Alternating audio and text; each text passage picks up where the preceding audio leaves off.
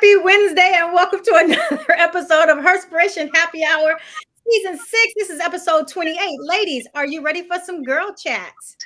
Yeah. All right, let's get it poppin'.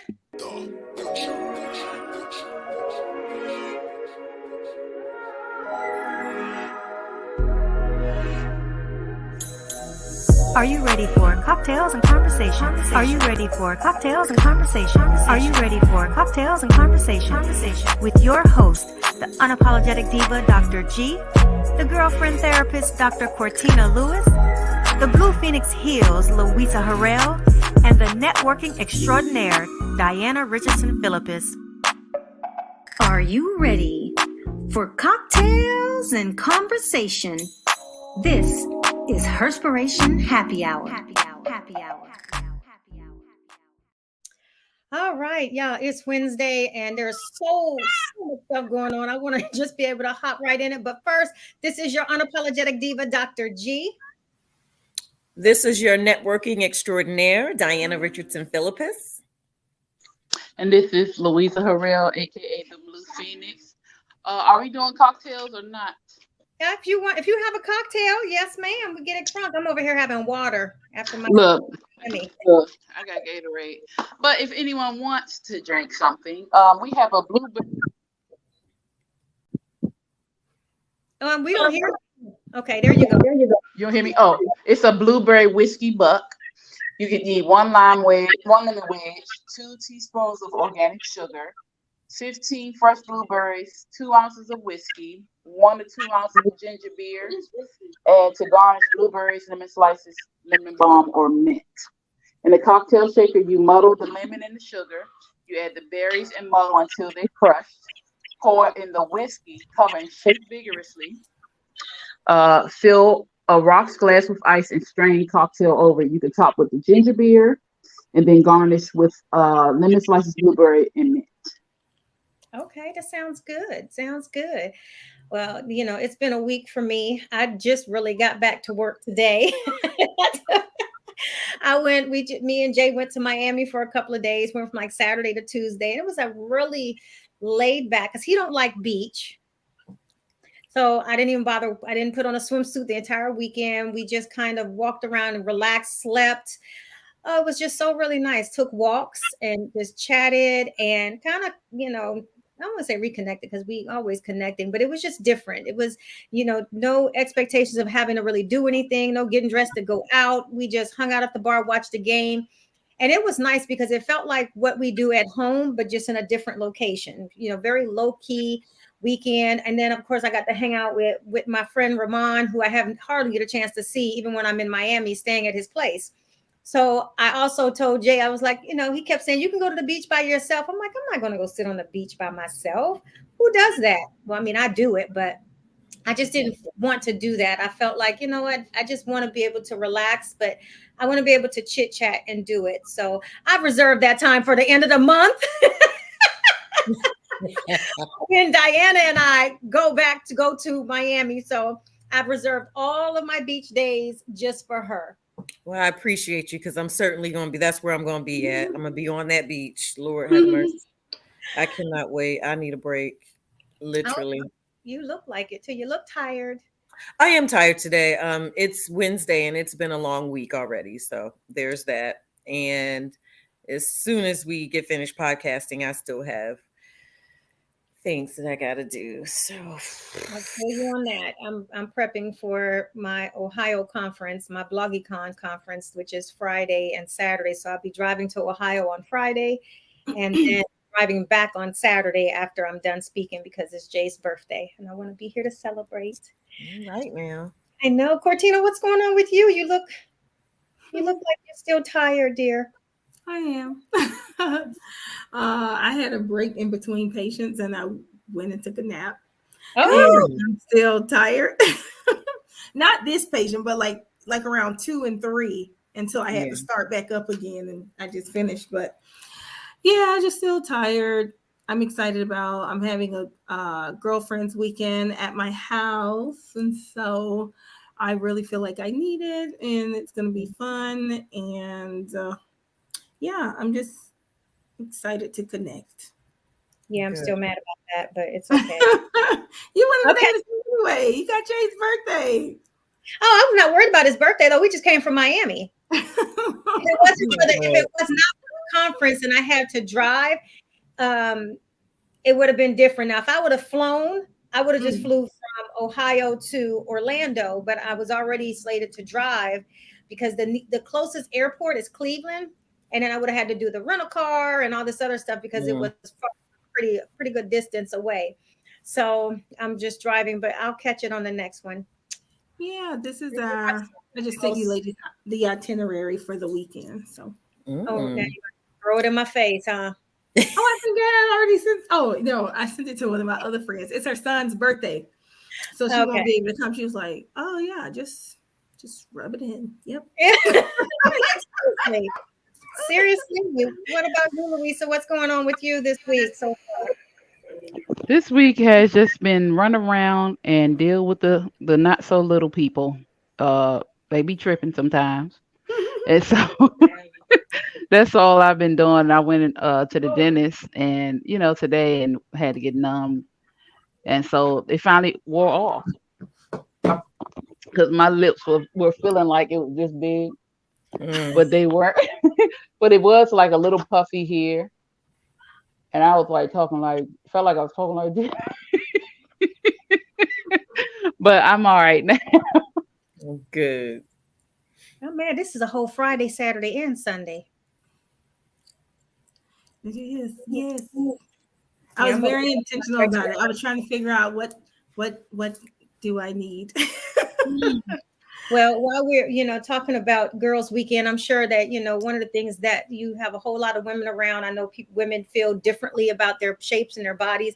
So one of the things I wanted to talk about is all of this nonsense that's going on online about women's bodies, and I'm talking from a body positive standpoint. So I was sharing with with Cortina, if you weren't on at the time, but I was sharing with the ladies that there are two specific videos that's going around. One with Carisha, the girl from my Young Miami. Young Miami. Miami from what the group called? City Girls. City Girls, yeah.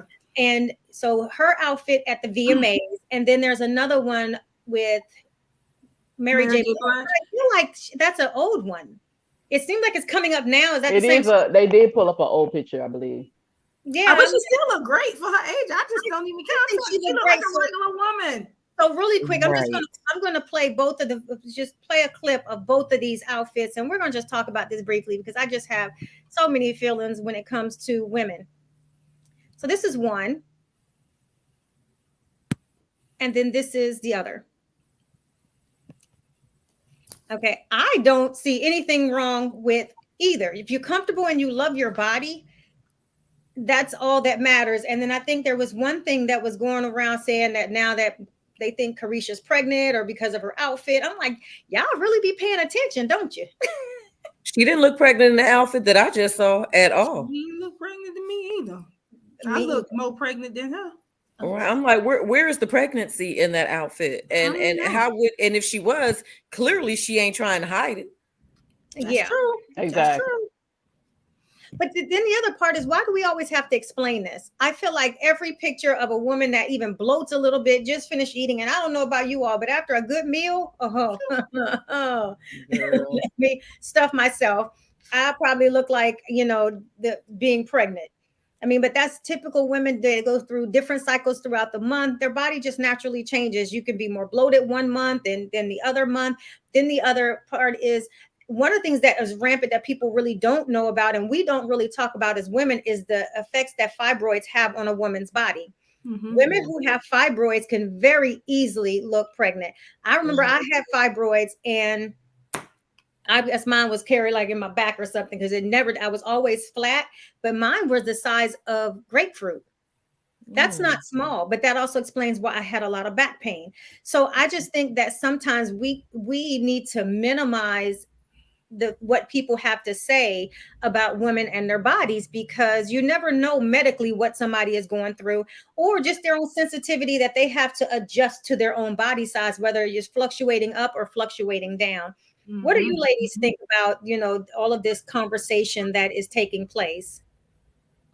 I just don't even No, because it doesn't matter if you have a BBL, if you have natural, people always are talking about it either way. And I'm trying to figure out what's the big deal as it relates to how somebody looks. If I'm looking natural and you're talking about me and then I go get work, then you're still going to be talking about me. And a lot of times it's the pressures from society where people think in order for me to be accepted, I have to look this type of way. That's why we got hundreds of women, look at thousands, millions of women that look exactly the same body, the same type, because of a lot of times it's the pressure to look this particular way. And they might not realize how it's more harmful than appreciating the natural state of the natural body. Now, if you want to do that, that's fine. That's great. But make sure if you're deciding to do anything cosmetic, you do it because you want to, not because of outside pressure. Absolutely. For example, I always fantasized about getting my breasts done, right? Has nothing to do with nobody else. Nobody else. This is just me. I want to be able to look full. When I wear a shirt, I want to be able to not have to buy two, the invisible cup sizes that they have at Victoria's Secret where it adds 2 cups. I don't want to have to spend $63 on a bra just for me to add 2 sizes to it. I want to be able to be. Girl, it's the bombshell bra. That was the best invention ever. I love their bombshell bras. So let me just explain this to you. While you sitting here not wanting to pay $60 for some extra padding. Bras generally are going to come with no pads and become like $60 as soon as you have to go up some sizes. It is not no punk. I remember you're going to pay it either way. That part, being a small C cup. Well, I remember being a struggling B too, but I remember being a small C cup, and I loved it because the Victoria's Secrets used to have that 2 for $20 or 2 for $40 or something like that. At the end of the year sale. No, they always had them at one time. I think it was just for t-shirt bras though, not necessarily like the extra plunge or the bombshell, like those. Oh, yeah, but if I didn't need any of that. Okay. Yeah, the t-shirt bras you get 2 for so it was like, oh, this is nice because I can just buy those. Yeah, those went really fast. They went away. I started gaining weight. I started getting boobs and getting, next I'm a double D. And I'm like, are you kidding me? Then my bras went from 2 for $20 to 1 for like $55. And I'm thinking, what? So no. So, you have to, want some things, but then realize that on the other side, there could be some stuff. But, I'm like you, Cortina. I think for a while I was like, ooh, I'm going to get my breasts done for me because I'm tired of being like, in my 30s stuff in my bras, and whatnot, or having to do the extra padding and the padding on top because I don't know why. And maybe it's just me. They make a lot of shirts that look nice if you have boobs. Yep. Yes. That's what made me want to have my boobs done. And I look crazy because I'm like, dang, if I can just do a fat transfer from my stomach to my breast, that would be great. You could do that. And it's very possible. I'm just afraid because I don't want to go under the knife and health complications and all these people dying and stuff. And I just be like, every time somebody passed me, I'd be like, God damn. And I had somebody that was close to my circle who passed away 3 years ago. Oh, from having work done? Yeah, it was my friend Villians, one of her close friends. Was it invasive or was it like just a breast augmentation? She was getting a mommy makeover. That's what I was getting ready to say. Was she getting a mommy makeover? The mommy makeover is very extensive. Like the things that they're doing to the body is crazy. And it's a lot of trauma. They moving this, shaking that, take that. And that's why a lot of people needed it. Like she was gorgeous and beautiful. Beautiful lady. And did she pass in surgery or after the procedure? It was, I want to say during. Her and Billy, and they had just like not drinks, but like ate together and was around and was like, okay, girl. They talked before surgery, like very traumatizing. She had 1 daughter and 1 husband. My God. And her daughter's the same age as Morgan. Oh my. Ooh. She wasn't even 40. Wow. She was like 37. It's heartbreaking.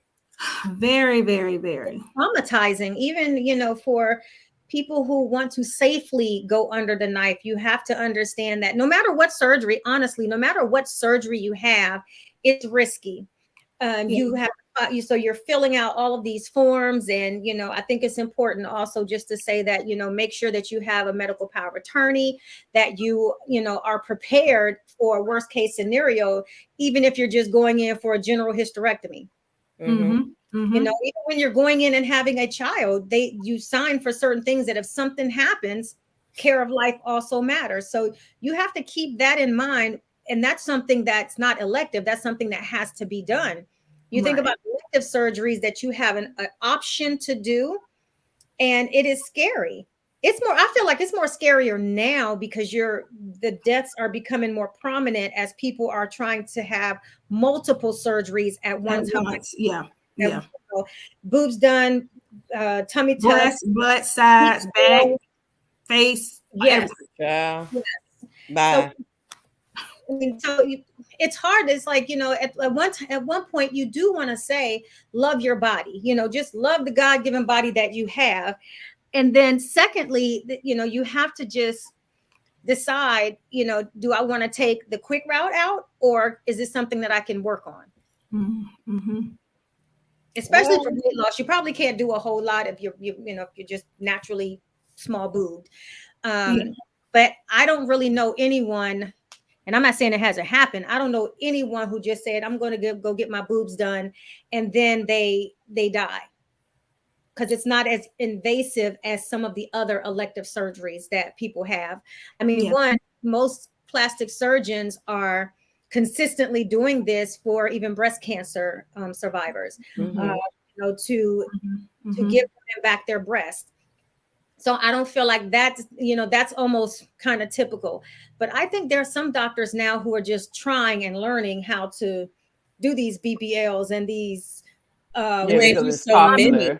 With the demand increasing the way that it has, I feel like there's some doctors that are coming out of the woodwork, and then they're offering these low cost, for the women to get. Like, I'm not going to put nobody I know on Front Street, but I know a good bit of people that have done it.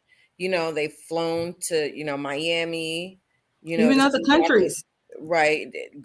Getting.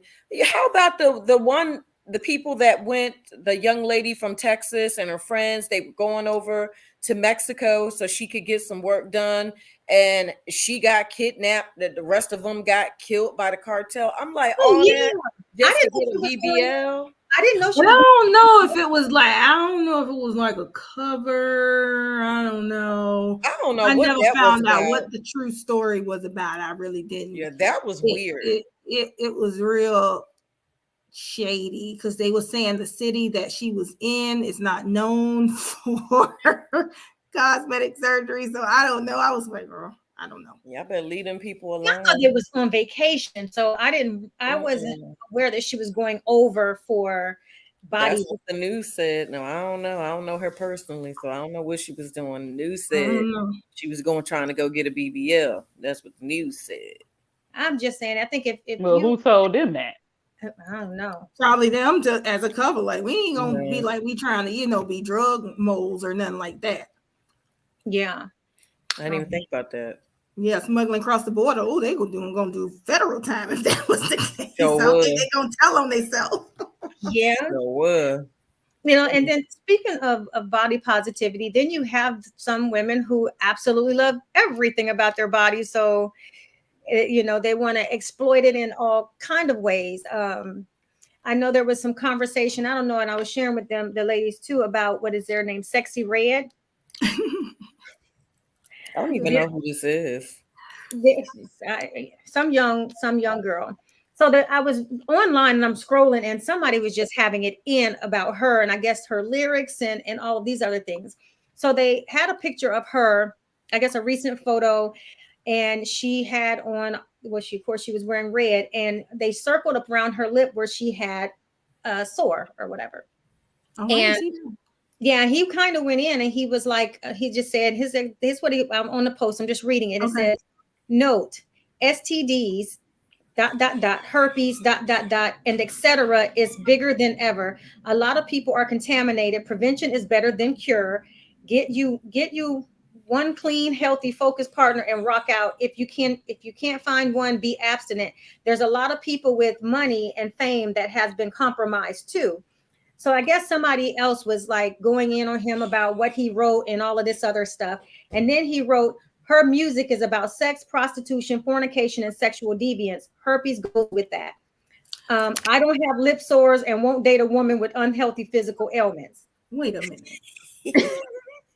Okay, so we need to hold on. We need to put out there put that religiosity and her choices together in the same mix. When he said fornication, he already lost me right there, right? And sexual deviance or whatever. Okay, let people be liberated in their own self. And if it's important for, of course, sexual safety, that is important. That's what we want. But if that's the way she's entertaining, there is a market for her music. And I don't think, because somebody else was like, oh, Sexy Red, she making black women look bad. She don't make me look bad because I don't do what she do, right? That's just like everybody looking Pound Town. Yeah. Pound, like pound cake, pound. No, like Pound Town. Sex Pound Town. Like you want a Pound Town. You never heard that? No. Her coochie pink and her booty hole brown is what she said. Okay. She said what? Her coochie pink and her booty hole brown. Yeah, Pound Town, just left Pound Town, and she sang the song like ski. Yeah, it's cute, it's catchy, but whatever. Well, I must be old. Look, I'm pulling this up right now. I'm like Pound Town. You said what you said, Pam? Or something. So she did a remix with, as I think it's Peaches and Eggplant or something like that. Her and Lotto did a remix to it, and the things that she was saying, and I guess there was some other controversy over what she's telling. If young kids are listening, she's saying that, you know, basically pull the condom off and come on her butt, and so, you know, all kind of, yeah. It's she don't even use condoms. She don't believe in them. So I think a lot of times people do stuff for shock factor. I don't know if that's her real persona. Oftentimes these entertainers have personas. That's not how they are in real life, because every time she sits down and says something, it kind of reminds me of Suki Hana, because before she had that interview with Tasha K, and I really got to see like an intelligent side of her and the way that she speaks and her conversation, I was like, God damn, this girl is like really intelligent. Very different from what you see when she on the floor at the VMAs and all this other kind of stuff. And so, you know, controversy creates dollars. And so if this is the persona that I have created for myself, and I truly believe that it's not 100% on the entertainers to censor what they say. We can't all be walking around PG-13, because where's the adult content at, right? Mm-hmm. Parents have to be able to say, okay, what is this? Have a conversation. Since Morgan was very young, I didn't necessarily censor the music she listened to. What we would do is have a conversation. Do you know what that means? Okay, what does this mean? Because my bonus daughter, we were in the car. She was in kindergarten. And when Lil Nas X song came out, she was like, oh, I heard this at school. Wait a minute. You heard this at school? She said, yeah, I saw it on my friend's iPad. Wait a minute. You saw the video when he went down? No, that's true. That's true. So if you're so rigid and you're like, my kids are not going to be exposed to this, okay, be careful, because you don't know what they're exposed to outside of your house. We're talking about in school. We're talking about kindergartners being able to have access to this. And so I think we need to expand our mind and not be so rigid. I ain't saying like put it in front of your kids, have them watching porn and asking them questions, but on a level, when they start inquiring, don't shut them down, because people are always going to people. Entertainers are always going to entertain. And so if you want them to be aware of, okay, this is not something we listen to because of this, maybe when you get older, we can listen to it. They're probably not going to be likely to sneak around. And if people are saying, well, you got young people following you. Okay, I remember Lil' Kim, she had raunchy lyrics, and you had, I don't think the lyrics got any raunchier. You got Foxy Brown, you got all of these individuals that were singing about sex and everything back then. I just think because of social media, that has really gotten it out. Back then, we had to wait for we BET were more come on, censored you back had to then. wait, you had the static, and then it's like, oh, okay, a video coming on, or you had, like request the video, you had to pay certain amount, and then the next song would come on and everything like that. Like BET After Dark, it was separate, it was censored. We were more censored then. Yeah. Unless you had the album. I had every Little Kim album, so I did too. And I will say that I was shocked by what Lil Kim was saying when I listened to her album. I was like, oh. Let's say even Trina and Kaya. Yes. Yeah, Trina still, yeah. Trina and Kaya. I'm not doing that, Kim. I'm not. But I liked it though. I exactly. did. There's a space and place for it. So I would say sometimes people they gotta monitor what they're saying, because you have to think about, you're going to be judged based on what you put out there, what people see. If you can live with the judgment, if you can live with the criticism because that's your persona, hey, have at it. But you can't put out this persona and expect, when it's out there, and not expect people to have an opinion about what it is that you are saying or what you're looking like. Like I said, I don't think she's a bad influence for Black women. And it seems like we only do that to Black people. Say, oh, they making Black people look bad. What about all these white people that's out here doing crazy stuff and doing drugs and getting caught doing other things? Do they ever say, oh, they making white people look bad? We don't even think two things about it. They may very well. We don't know. But in terms of like, when we're talking about the music, I don't think the Caucasian race has anybody that puts out music like this, that's saying these types of things, like Sukihana with, oh, I'm trying to get my pussy stretched. The fuck? Yeah, they be saying other stuff too, more racist stuff. Hell, and they tend to but they tend to remix those songs. So they'll take the songs and make and redo it and still use the words, and you really don't hear that much controversy. People find it funny because they might slow it down and make it a country song. But I'm saying, even with entertainers, period, you did not really hear anything negative about, let's go back to Kim Kardashian, right? With the sex tape. Like, she blew the hell up, right? If it would have been a Black person on that sex tape with Ray J, she would have got drugged, talked about. She wouldn't have become a Kim Kardashian. That's what I'm saying. There's a double standard as it relates to when Black people do something and when others do something. Just like with the braids, we could not even wear our own hair in its natural state because it was looked at as nappy. Now we have other individuals rocking braids. Oh yes, it's acceptable. You can wear it in the boardroom now. But when it originated, like, you see how trends change based on who's rocking it, who's doing it. Mm-hmm. And I think sometimes us as Black people can be our own worst critic. True. And I don't know if it's because we're trying to assimilate to white culture, or if we are trying to be poised and politically correct because they look down at us already anyway. But I think everybody needs to do an internal look to see, why does this bother me so much? What does this mean? Because if it bothers you, what are you doing to motivate and encourage and mentor somebody in your neighborhood instead of just talking negatively about it? Do you have a mentor circle?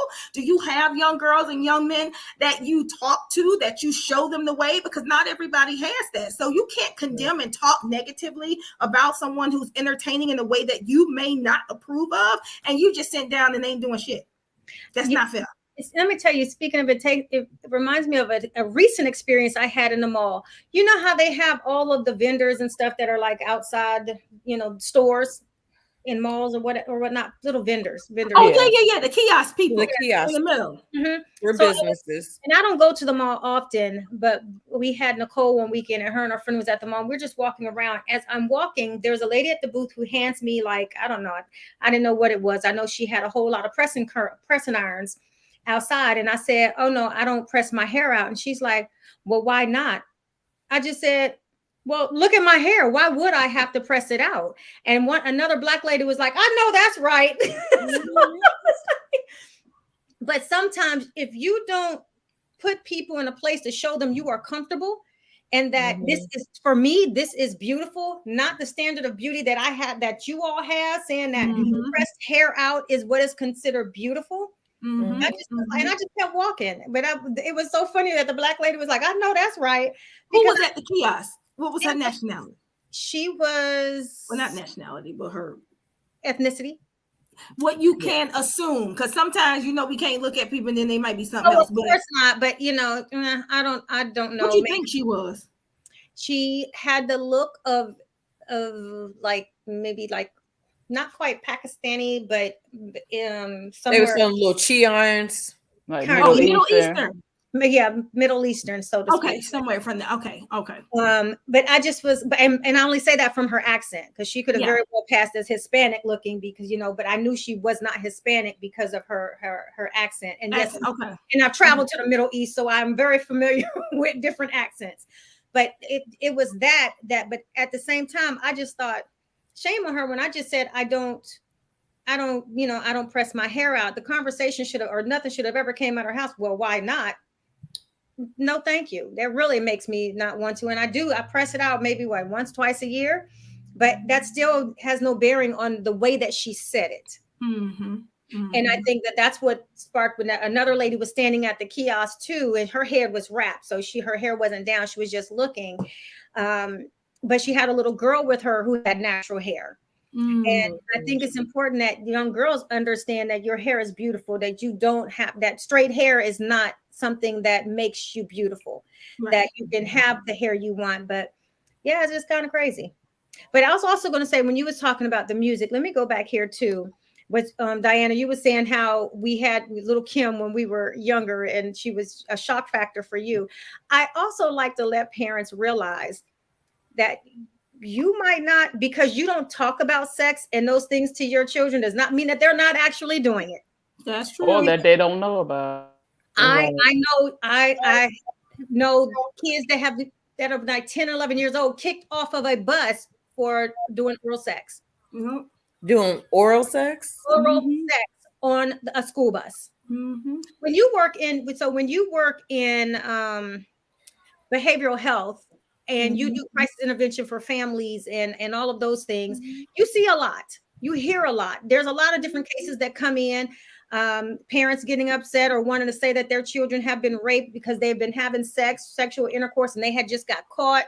There was so much that opened my eyes to know that I'm like, you're just like 9 or 10 years old and you're heavily promiscuous. It is happening. And so parents might just be like, oh no, they're too young. Not really. Okay. Not really. Yeah. And it's, it's kind of sad to say that, but children are watching. They are.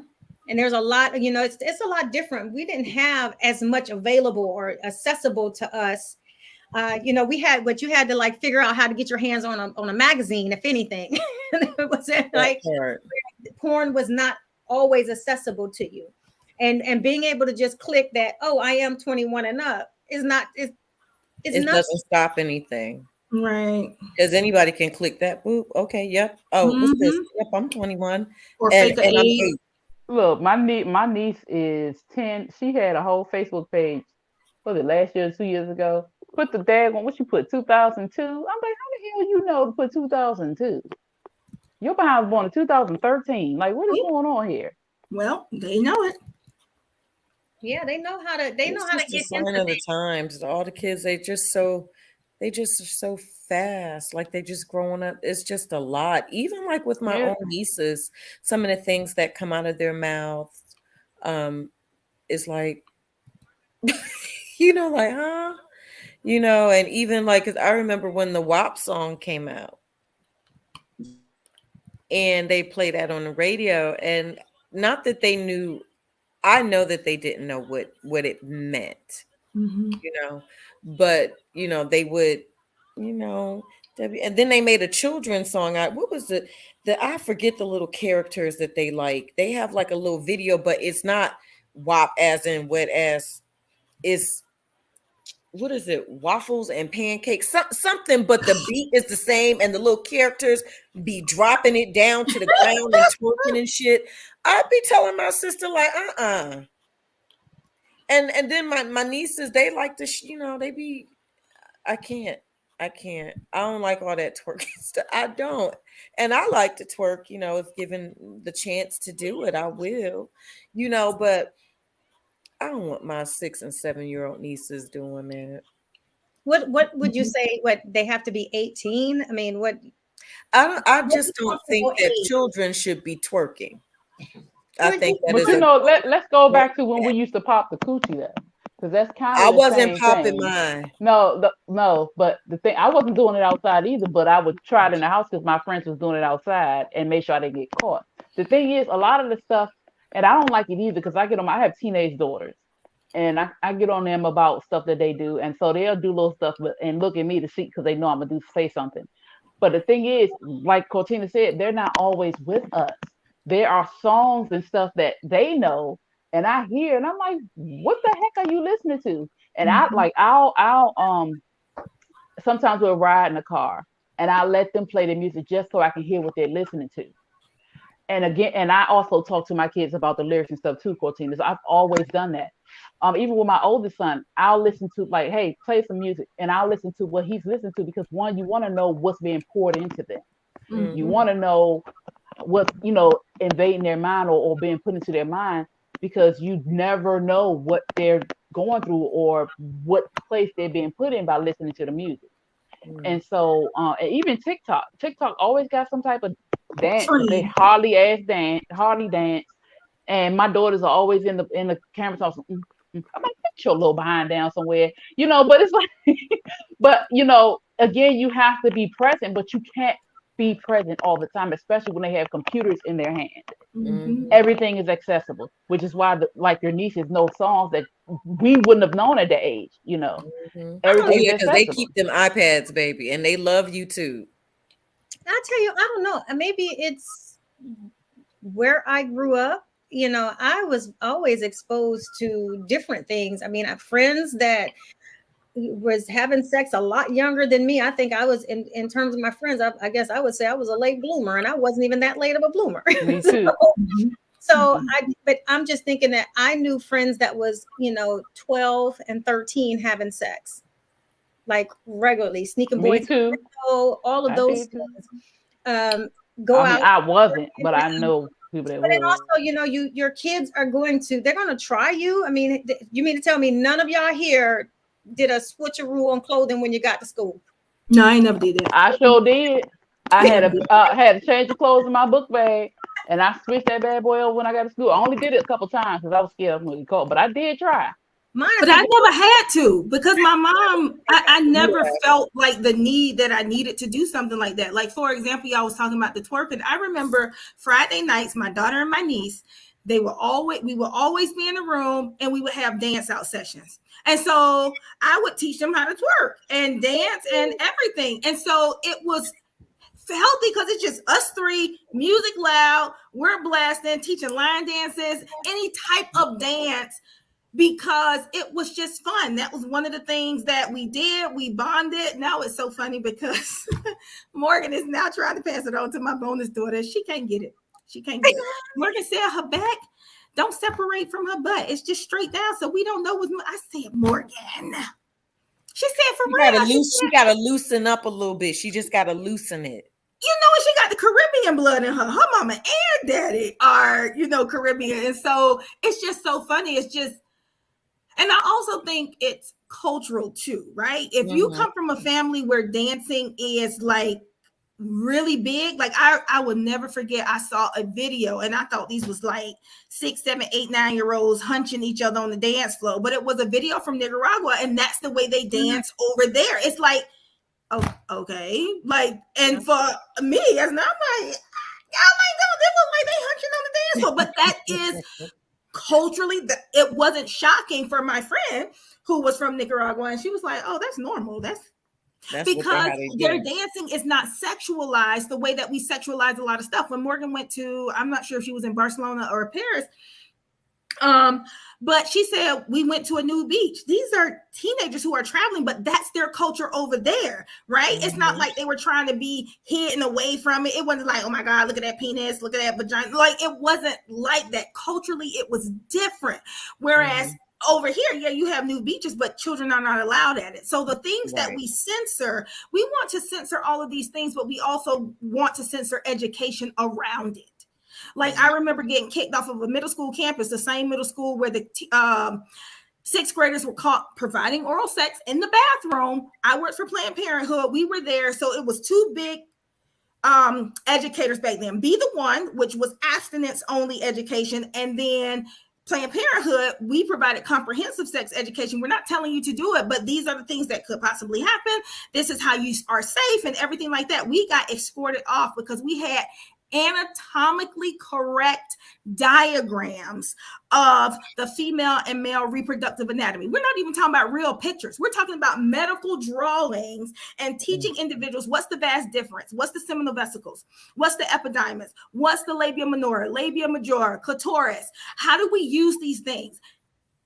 Y'all, they already passed anatomy, honey. They actually doing it and don't even know the parts of the body that they're using to engage in these behaviors. And y'all want to shut down and censor education, but y'all are expelling children for engaging in sexual acts, honey. Y'all is behind the eight ball. It's backwards. Yeah.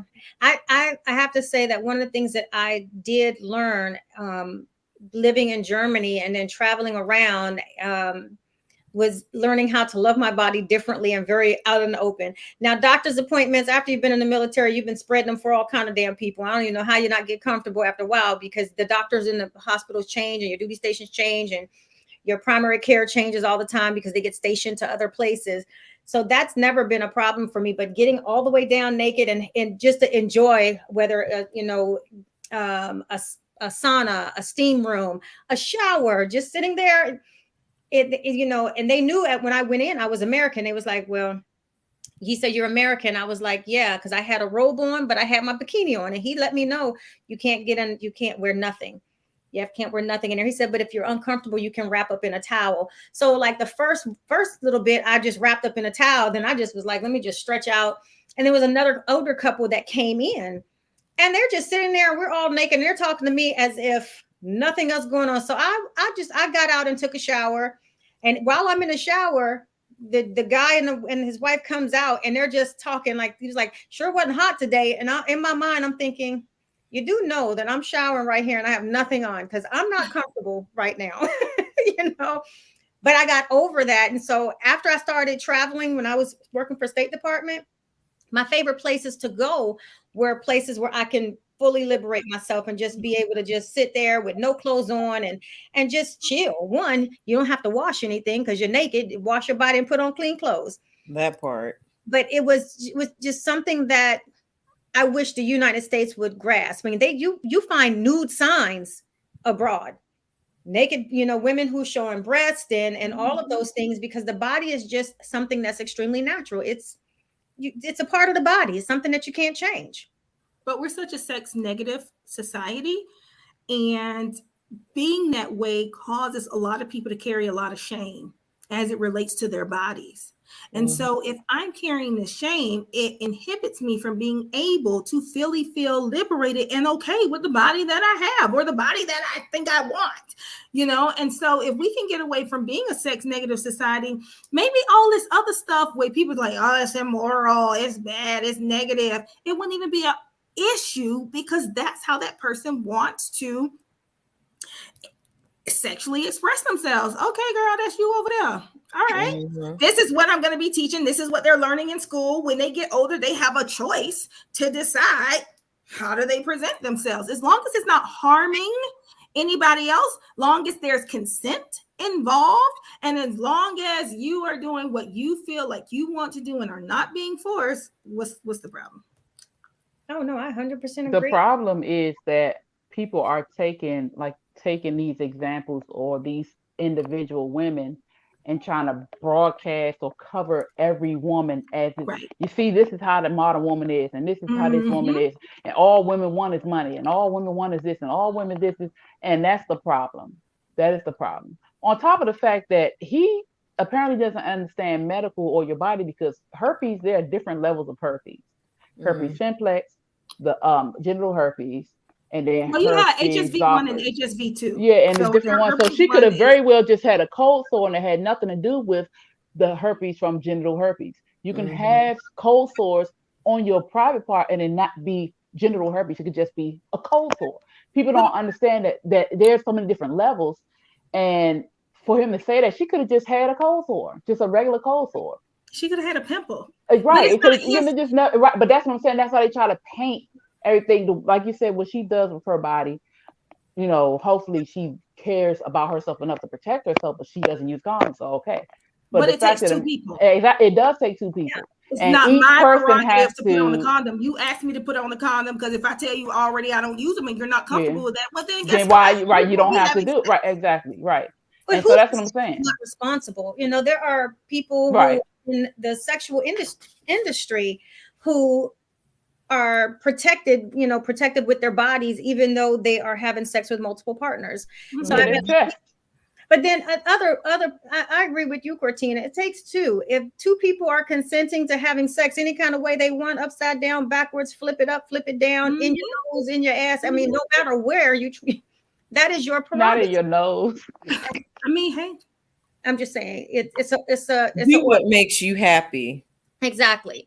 But it's not anybody else's business. I think the one thing that I will say is that I do think it's important that if you are having multiple partners, that you are safe, that you are tested, because we don't want it to become an epidemic or health, that's out there.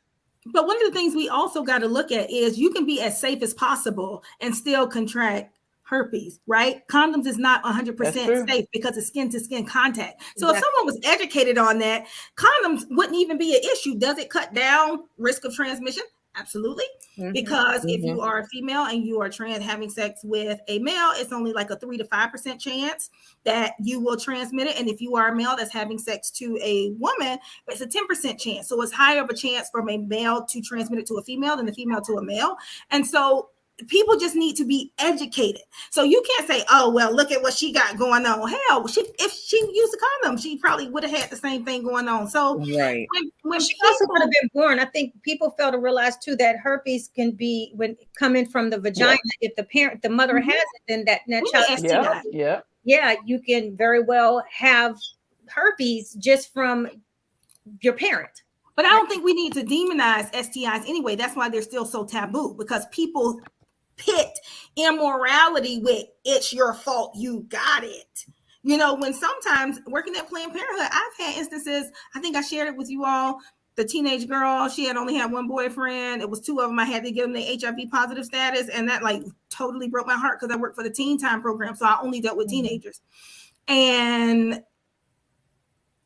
it's different when you just see a name on the paper. Okay, I got to call this client, tell them to come in, get their results. When you hear the voice on the other side, it makes it real. On the other side of the phone, I know the information you're about to be given, and I have to tell you need to come in to get your results and everything like that. But one of them, she went out here just doing whatever, she was more concerned about her parents finding out that she was no longer a virgin than knowing this diagnosis that is going to adjust, her lifestyle. And so again, I think it's the lack of education, because I had one of them say, well, can you just give me the pill so I can get rid of it? Okay, so we really have to do a whole education on this. And that's something that's wrong with the government, where they're taking funding dollars and education dollars as it relates to sexual health and really giving individuals the real information about what this means. How do you protect yourself more? What are some of the things to look out for? How do you, breast examination on your own? Doesn't matter how young you are.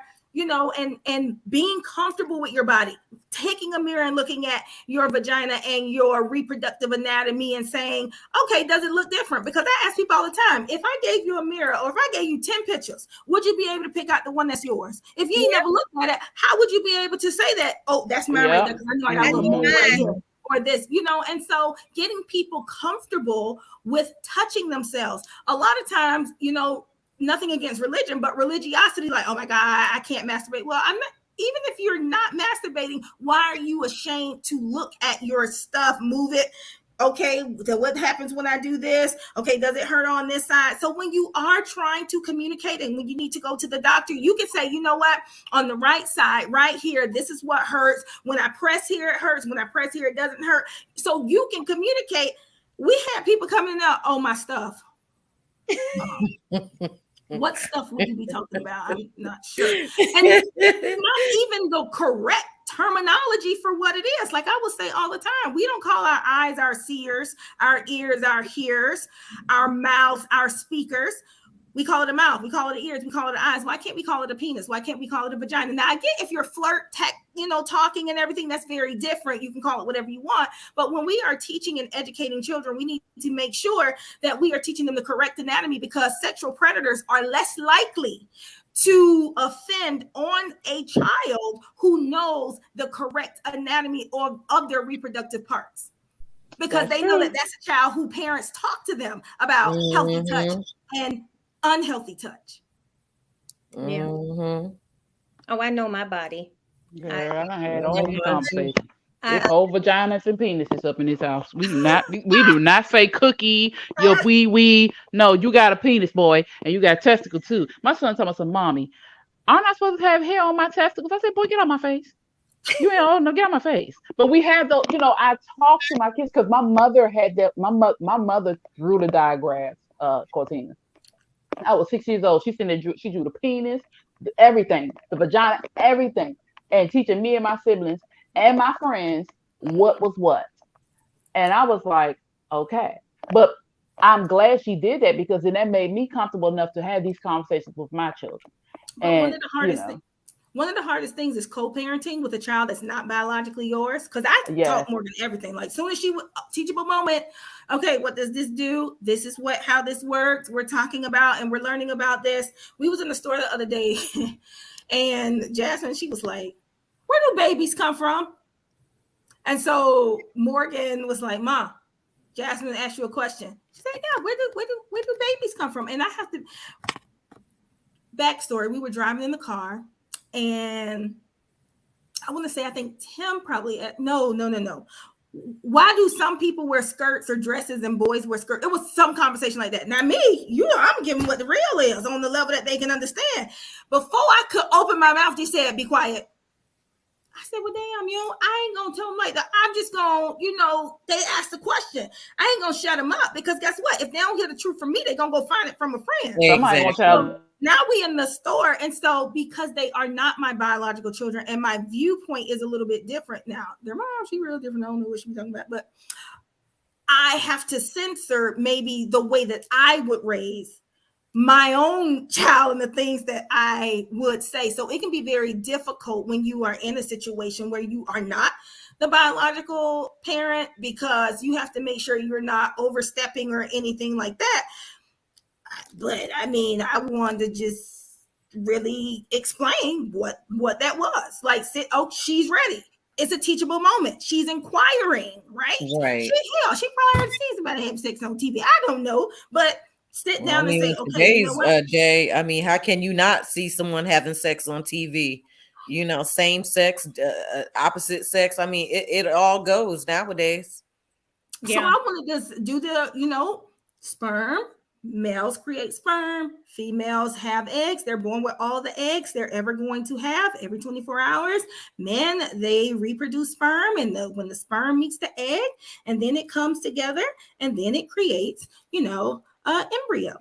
And then sometimes the embryo is viable, sometimes it is not. And draw the little picture and show her, and that's why we get periods, because I think you can have precocious puberty. Sometimes young girls, they start to have their periods 7, 8, 9, 10. You know what I'm saying? So she needs to know about that, and that would go into that whole conversation. But again, I'm not the biological mom, so yeah, I have limitations on what I can say and how far I can go.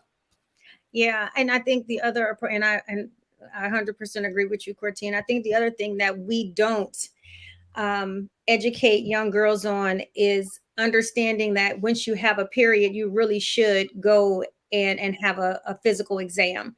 And even though they say wait till they're 16, actually 16 is not the proper time, because there's young girls who are having them younger and younger who are having chronic period symptoms, and that you can catch something much early on if there's an issue with hormones or anything else like that. There's so much hormones pumped in food. That's the other thing. There's a lot of hormones that's changing the way that our young girls are growing up now.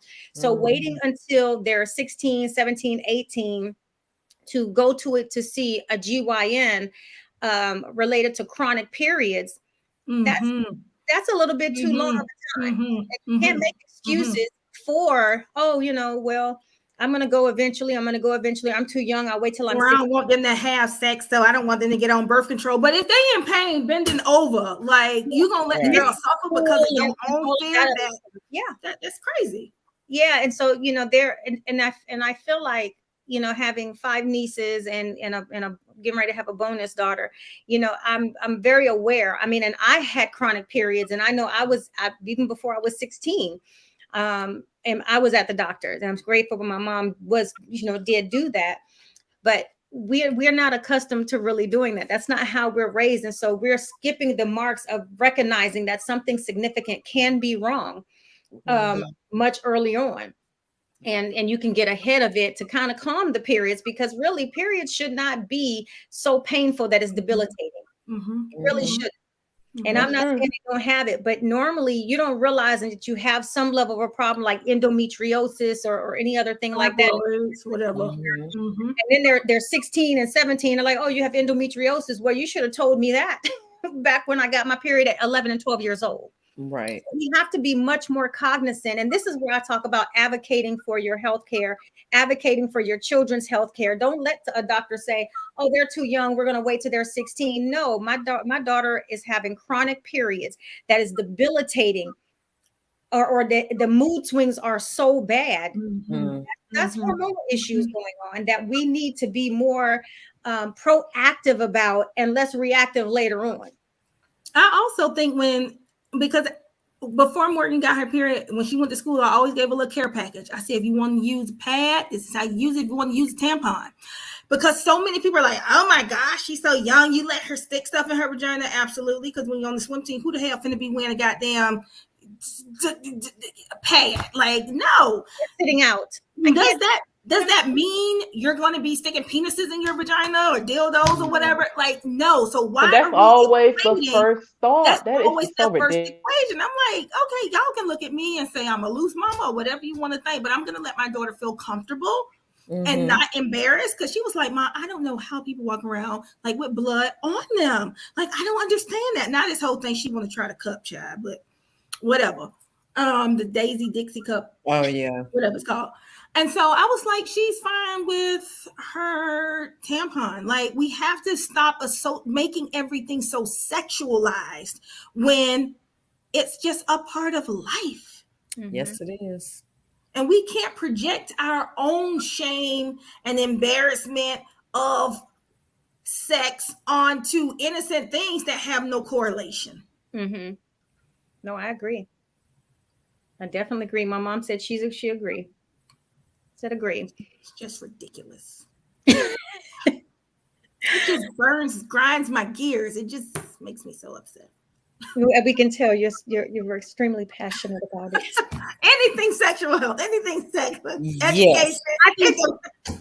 Anything health, because Black people can have the worst health care offerings in America. Between fetal death or maternal fetal deaths, and just all kind of things. It's just a lot. Okay.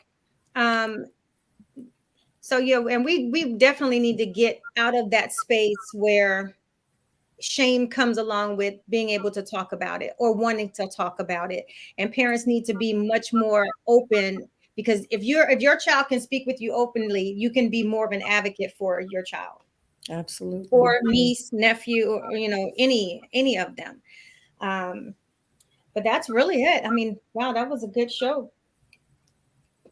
We're at the end of the show already. That went fast. It really did. Diana, where can everybody find you at? You can find me on all social media platforms at Diana Richardson Philippus, as well as EWE Inspires. And Dr. Lewis. The girlfriend, Instagram, the girlfriend therapist, Sext Unveiled, didn't forget it. SEXD Unveiled, and the Noir Center, NOIR Center, on all social media platforms.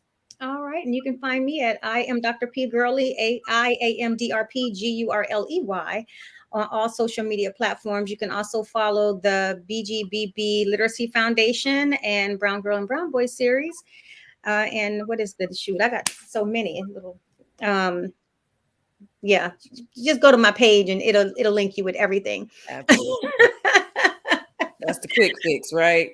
That definitely is the quick fix. So next week we will be back, same time, same place. And I know from coming up, I got to get all the dates. We have 3 people that will be joining the show in different times. I know one was booked November 8th, and I was like, damn, that's my birthday. So we will have some featured guests coming. I just have all of them put in today, so I don't have all of their names or exact dates other than November 8th, and I don't have a name. I just kind of looked when it was booked because it popped into my phone. So, you know, we're going to have some time where we're going to have some experts come in talking about all kinds of great things. And and they have amazing background. So I'm excited to have them on. Ladies, any last minute words before we close out the show? No, have a wonderful rest of your week. Oh, yeah, it is Wednesday. Yes, I feel like it should be Friday. Cortina, I hope you have a really great weekend. Girls, what is it called? Your girls? Cortina Girls Weekend. Yeah, okay, your girls weekend. I'm so jealous. Diane, at least we'll have Miami and we're just going to lay out on the beach the whole time. So that's coming soon too. Y'all take care. Huh? This is one of the books that I got for all of the ladies. Black woman, beautiful, educated, magic. And so it's I'm trying to see it. Like a workbook. Okay. Yeah. So I purchased this for all the ladies, and there's some other little trinkets that I put in there. And I hope none of them are listening because then I'm going to give it all away. And then I purchased paint kits. And so we're going to do some paint and sips activity here. So it's like a whole retreat. That's what I wanted it to be. It'd be so wrong if I just removed her, wouldn't I? Before we ran the music. Because I'm gonna be missing it. Whatever. You'll be here in spirit. I'll be working in spirit. That's what I'll be doing all weekend. Flying in spirit? I mean, one of them. No, I'll be driving. I'm driving to Ohio. Oh, okay. Mm-hmm. Okay. All right. We'll see you all next weekend. All right.